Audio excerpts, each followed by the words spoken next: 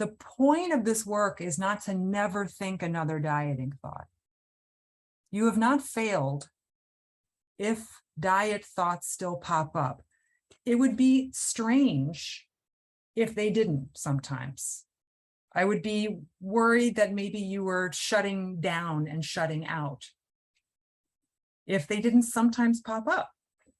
Because remember, the draw to heed the diet culture's demands has to do with our basic desire to belong and to feel safe. And so if that's the sort of agreed upon understanding of the culture, then yeah, the thoughts are going to come up, right? Oh, I wish I wasn't in pain this morning because my body is what causes me this pain. I explored this in a video this week, right? Because I was dealing with pain, and I have a mantra around lots of people feel pain. You know, this can actually deepen your compassion. It's not your fault. So when these thoughts come up, you can respond to them. And a mantra is a nice, pre-packaged by you, ready to go, always accessible way to respond. It could be, of course, I sometimes have thoughts like this. This comes from my basic desire to feel safe. And my lived experience teaches me that going down this road is not good for me. So I choose to do something different, and I'm still learning. Mine is a little wordy. My 7-year-old told me I'm a little wordy, but you could come up with something nice and concise. I'll work on it.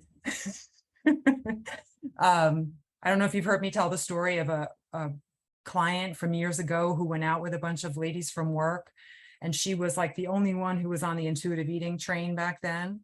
And she was dying for a salad. It was in the middle of the summer or something like this. And all these ladies she was going out to lunch with were ordering salads, not necessarily because they were dying for it. They were all like, ooh, I would really like the burger, but I should get the salad. So she was dying for a salad. They were all ordering salads, for some for maybe diet reasons, some for personal desire reasons. And so she was like, well, screw them. I'm going to get a burger. I'm going to reject the diet culture in not getting a salad. But then she didn't listen to her body anyway. Right? And so not that there's a right and a wrong way to deal with this, but perhaps for her in that moment, being able to tolerate the pain of seeing how entrenched we all are in the diet culture, and reaffirming her commitment to respecting her own body's needs, listening to what it's communicating and responding in kind, could say, ooh, I really want to burn the culture down by ordering a burger. But I'm going to choose to prioritize what my body wants, because that's what will really do it in the long run.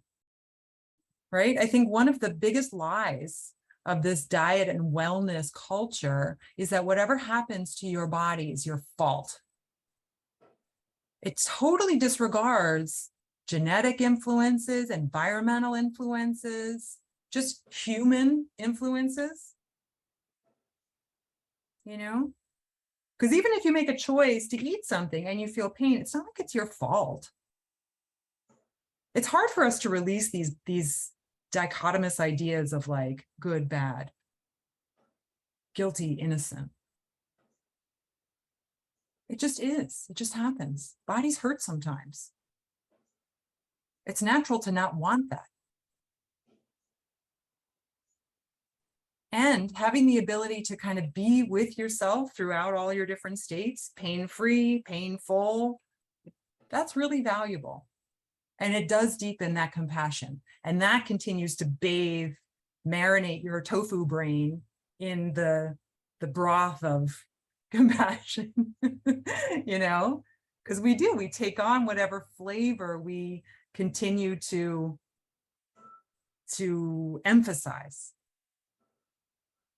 you know? It makes a difference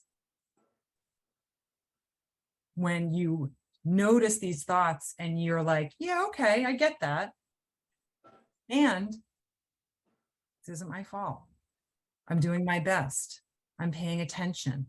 I'm laying the groundwork, and I continue to tend to that foundation through my meditation practice, through my self-compassion practice, and through giving my body what it wants, allowing myself to experience comfort and pleasure, all of those things.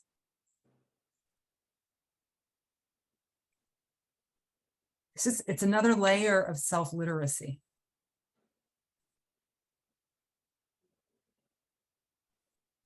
And it's very nuanced. And to me, it just confirms that you're the only one who can do this. You're the only one who can know for you. Not to the exclusion of outside knowledge or expertise or science or whatever, but you're the one who has to assimilate it. And you're the only one who can.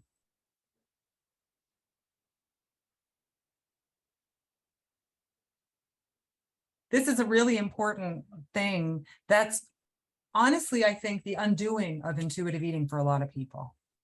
It's like, I don't know how to stay on this path and choose to not eat certain things without it feeling wrong. It's just like when you reach that point of comfortable fullness, and saying enough feels akin to restriction, because you used to stop eating because you should. Now you're practicing stopping eating when your body tells you to.